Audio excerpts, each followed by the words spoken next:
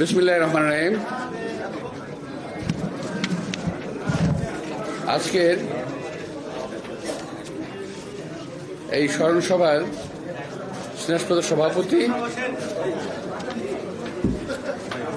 উপস্থিত আমার অত্যন্ত প্রিয় সহকর্মী দুলু, একসময় 18-এর এমপি, আমার এক ছোট ভাই নীরব এবং আমার অন্যান্য সহকর্মীবৃন্দ, আমার সামনের ভাইরা, আসসালামু আলাইকুম। আমি প্রথমেই,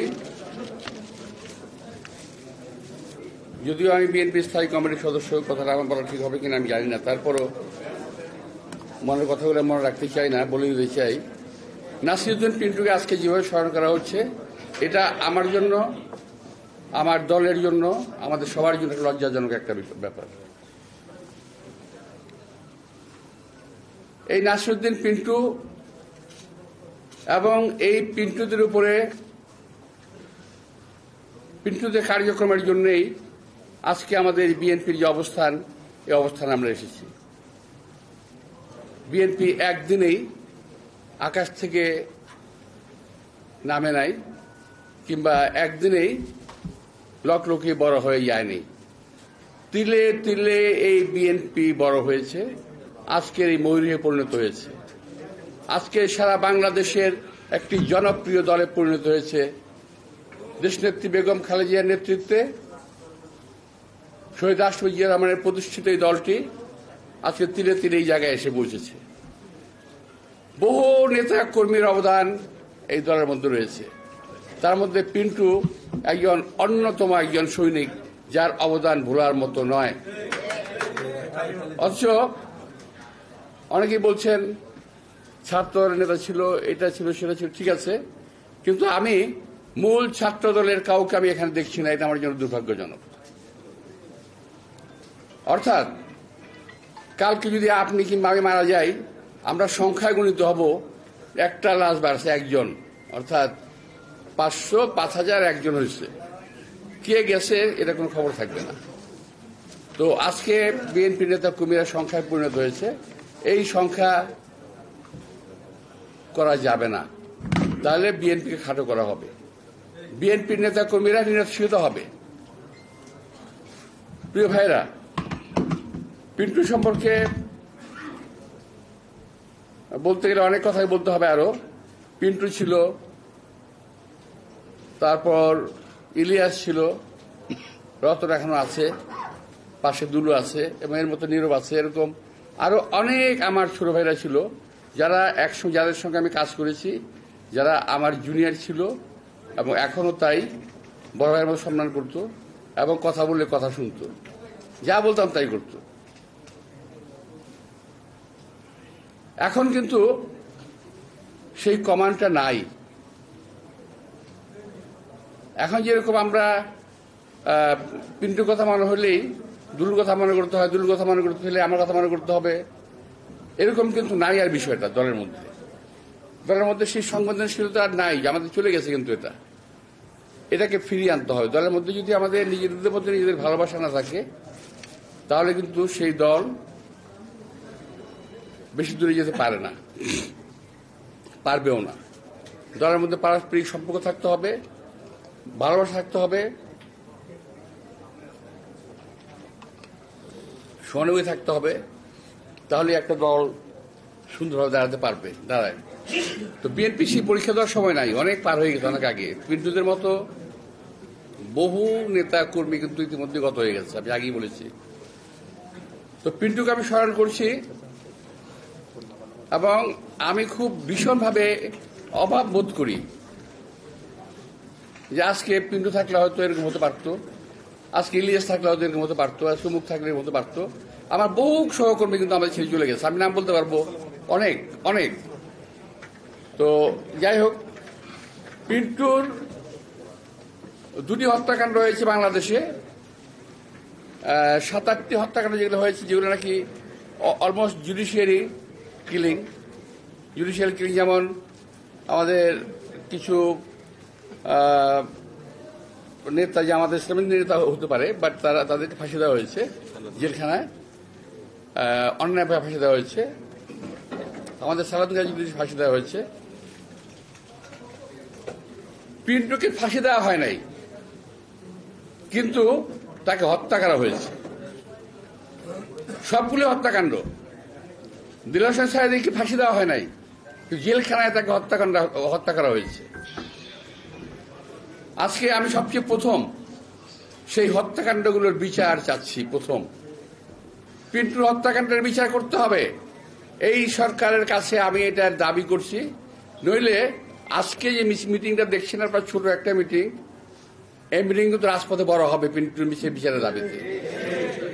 এই মিছিল কিন্তু বড় হবে।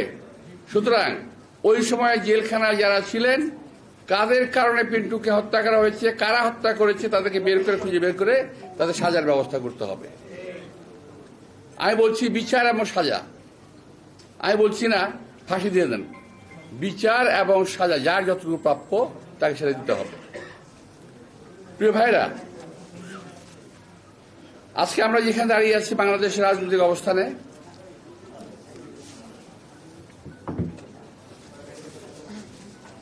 এই সম্পর্কে আমার একটা আসলে সময় লাগতো, বেশ 7 ঘন্টার মতো।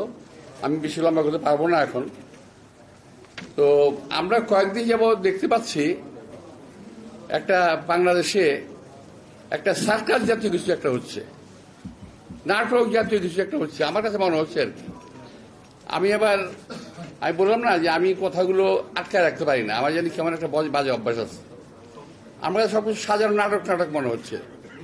এই কদিন আগে দেখলাম, আগে আমরা দেখতাম যে শেখ হাসিনা কিছু করার আগে একটা অপকর্ম কোথাও ঘটাতো, আমরা তখন বুঝতাম যে সে কিছু একটা ঘটনা ঘটাবে। তো একদিকে আমাদের দৃষ্টি নিয়ে যেত আর কাজটা দিক দিয়ে করতো। একটা গল্প বলি ছোট্ট করে, যদি আপনারা বুঝতে পারেন আর কি, যদি বুঝতে পারেন, সাংবাদিক ভাইয়ের বিশেষ করে বলছি। ইস্ট পাকিস্তান বক্সিং চ্যাম্পিয়ন একজন ছিলেন, নাম ছিল রহমতুল্লাহ। উনি ছিলেন গাড়ির মেকানিক, আমাদের বাড়ির সামনে গ্যারেজ ছিল। তো কি কারণে ওই এলাকার এক লোকের সঙ্গে তার ঝগড়া হলো। তো সেই লোকটা সে খুব মারধর করলো আর কি, ঘুষি টুসি দিল। তো এর মধ্যে সেই লোকটাকে বাবার রেখে নিয়ে আসছে, বাপটা বয়স্ক। আসার পরে ও বাপটা ঢাকা বেঠে বলতেছে, ওই বেটা আমার পোলারে মারছুসকে,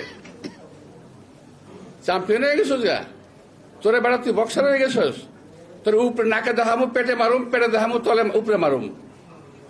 বুঝতে পারছেন আপনি কথাটা? বুঝেন না ঢাকায় ভাষা? মানে নাকে দেখামো, পেটে মারুম, পেটে দেখামো, নাকে মারুম। বুঝছেন? আমাকে সরকার এখন নাকে দেখায়, পেটে মারে, আর পেটে দেখায়, নাকে মারে। বুঝতে পারছেন? দেখেন হামিদ সাহেব চলে গেল, কি সুন্দর। হামিদ সাহেব চলে কোন দিক দিয়ে চলে গেল? ভিআইপি দিয়ে।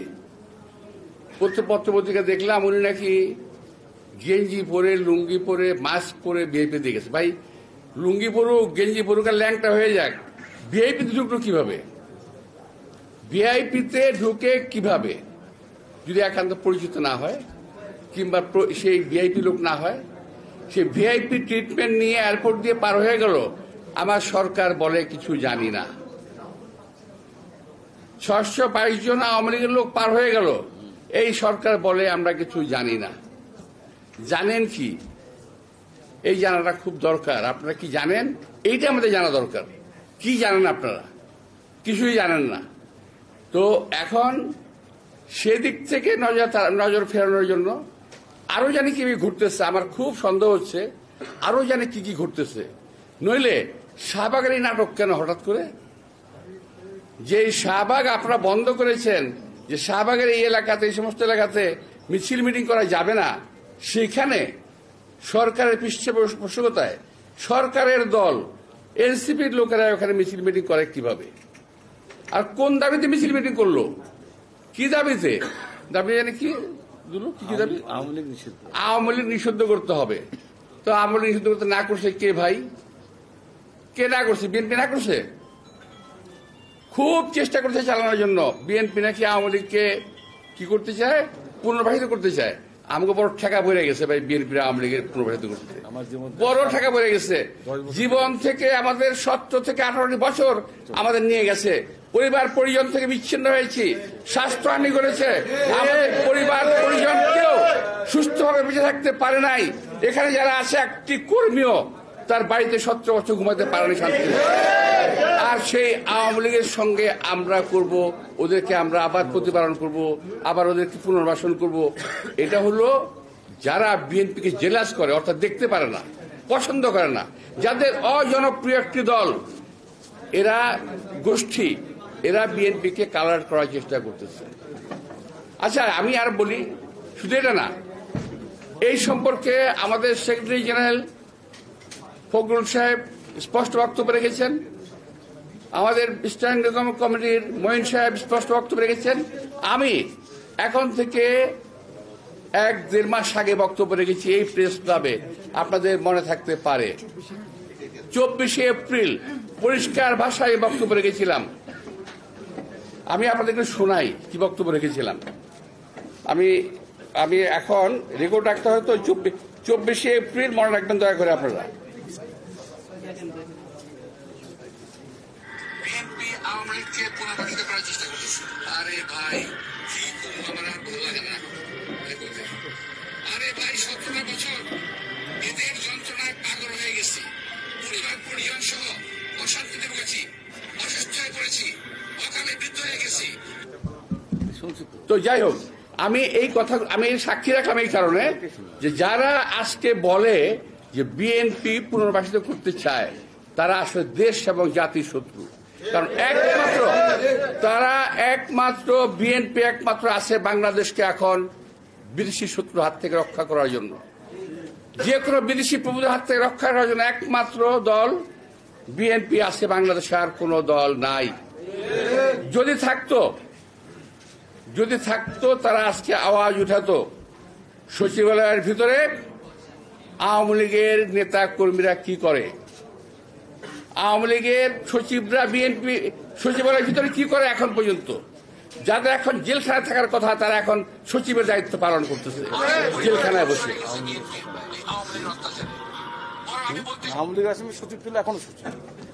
ওরা আওয়ামী লীগের আমার সচিব ছিল, এখনো সচিব, অথচ আমাদের সময় যারা সচিব ছিল, যারা এখন রিটায়ারমেন্টে যায় নাই, তাদের সব বাতিল করে দিচ্ছে।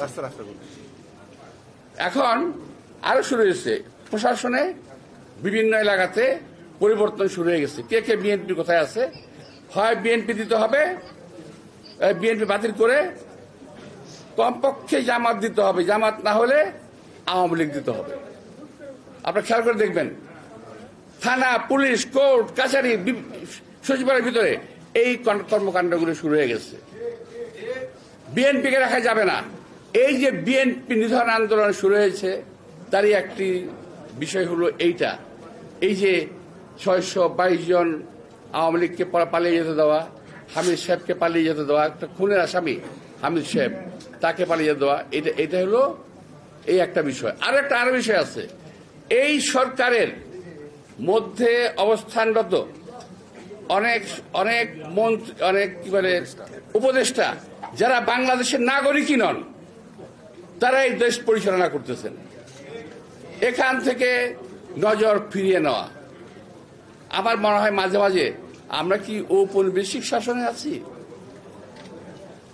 আমার মনে হয় যে আমরা দেশের মানুষের শাসনে নাই, আমরা ঔপনিবেশিক শোষণে আমরা আছি। নইলে আজকে একটি কথা আমি দেখছি, একটি জিনিস, সবাই তো দেশপ্রেম করে দাবি করেন ভাই, আমিও নিজেকে একজন দেশপ্রেমিক নাগরিক হিসেবে দাবি করি। আমি অন্য কোনো কারো কথা বলছি না, আমি আমার নিজের পক্ষ থেকে বলছি, দায়িত্ব নিয়ে বলছি যে আমি কেন ইচ্ছা করলে সেন্ট মার্টিন যেতে পারি না, আমি কেন ইচ্ছা করলে সাজেক যেতে পারবো না, আমি কেন ইচ্ছা করলে বাগাইছড়ি যেতে পারবো না। আমি একটু এই সরকারের কাছ থেকে জানতে চাই, আমরা কি কোনো পরাধীন রাষ্ট্রে বসবাস করি? আমাদেরকে সেন্ট মার্টিন, বাগাইছড়ি কিংবা সাজেক যেতে পাসপোর্ট ভিসা লাগবে? আমি এই সরকারের কাছে স্পষ্ট উত্তর জানতে চাই, ঘটনাটা কি। আমি এটাও বুঝি না আমার এনসিপি ভাইয়েরা যারা বলতে চান দ্বিতীয় স্বাধীনতা, তারা এই সম্বন্ধে কথা বলছেন না কেন? তারা কেন কথা বলছেন না? আর কেউ যদি আমাকে প্রশ্ন করে আপনি কেন বলছেন, আমি বলছি এই কারণে এই দেশটাকে আমরা যুদ্ধ করে স্বাধীন করেছি। সুতরাং এই দেশটাকে শহীদ রাষ্ট্রপতি জিয়াউর রহমান যুদ্ধ করে দেশটাকে স্বাধীন করেছে, কারো কাছে বিক্রি করে দেওয়ার জন্য নয়। প্রিয় ভাইরা, আমার আসলে অনেক বলার ছিল, আমার একটা প্রোগ্রাম আছে যেতে হবে, তাই তো আজকে এই যে দেখেন, আমি 3টা নাম বলছি আপনাদেরকে: সেন্ট মার্টিন, সাজেক, বাগাইছড়ি, এই সমস্ত এলাকা আজকে আমাদের যাওয়াটা একটা দ্রোহ হয়ে গেছে। আবার শুনি একটা জায়গায় নাকি করিডোর দেওয়া হবে। কিসের করিডোর? মানবিক করিডোর। আরে ভাই, আবিষ্কার করেন নাকি? আর বিশ্বের কোন ডিকশনারিতে মানবিক করিডোর জায়গা আছে নাকি? কোন ডিকশনারিতে মানবিক করিডোর বলে কোন শব্দ আছে? আবিষ্কার করেন এক এক শব্দ, যখন যে শব্দ প্রয়োজন সেটা আবিষ্কার করেন। বাংলাদেশের অভ্যন্তরের কোন করিডোর কিংবা প্যাসেজ দেওয়ার কোন সুযোগ নাই জনগণের মতামত ছাড়া। জনগণের ভোটের মাধ্যমে নির্বাচিত সরকার সিদ্ধান্ত নেবে তারা কি করবে। আমাদের কোনো ভালো অভিজ্ঞতা আছে, বিশ্বের কোন দেশ এই করিডোর দিয়ে শান্তিতে নাই। আজকে গাজা শান্তিতে নাই, লিবিয়া শান্তিতে নাই, মিশর শান্তিতে নাই, আফগানিস্তান শান্তিতে নাই। আমার সেক্রেটারি সাহেব ফখরুল ইসলাম সাহেব বলেছেন, এই দেশকে আমরা গাজা বানাতে চাই না। আসলে তাই, আমরা এই দেশকে ফিলিস্তিন গাজা বানাতে চাই না। আমরা এই দেশে আমরা লক্ষ্য করছি অনেক বিদেশিদের আগমন ঘটেছে, সন্দেহভাজন বিদেশিদের আগমন ঘটেছে। বিভিন্ন সময় তারা বিভিন্ন মিশন নিয়ে আসতেছে। আজকে ফেসবুকে একটা আপনার সার্চ দিলে পাবেন, এক ভদ্রলোক বলছিল, সেটা আমি আর বলতে পারছি না, সময় নাই, বলাও যাবে না। তো আমার ধারণা, এই সরকার ইচ্ছাকৃতভাবে এই অপকর্মগুলো করছে। এই সরকার এই মুহূর্তে, আমি এই সরকারকে অন্তত আমি আমার কথা বলছি, নিরপেক্ষ ভাবতে আমি পারছি না। তারা কোনো উদ্দেশ্য পারপাস সার্ভ করতেছে। এই সরকার কোন পরিস্থিতিতেই গণবান্ধব কিংবা দেশপ্রেমিক সরকার নয়। আমি পরিষ্কার ভাষায় এটা বলতে চাই। আমার দেশের সার্বভৌমত্ব নিয়ে প্রশ্ন উঠবে কেন?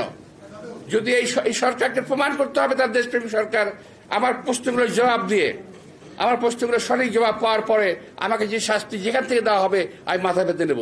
আমি আজকে আমার কথাগুলো বললাম, আমি জানি এইটা যথাযথ ফোরাম নয়, হয়তো আরো ভালো জায়গায়, আরো কোনো জায়গায় যা বলা উচিত ছিল বড় জায়গায়, কিন্তু আমি আমার মনের ক্ষোভ আমি ধরে রাখতে পারিনি। আমি আপনাদের সামনে প্রকাশ করলাম। আমার কথাটাকে আপনার মনে ধারণ করবেন এবং দেশবাসীর কাছে ছড়িয়ে দেওয়ার চেষ্টা করবেন। এটা এখন কিন্তু আমরা খুব ভালো অবস্থানে নাই, এই কথাটা আমাদের একটু মনে রাখতে হবে। প্রিয় ভাইয়েরা, আমি আবারও বলবো, দেখেন অন্য রাজনৈতিক দল,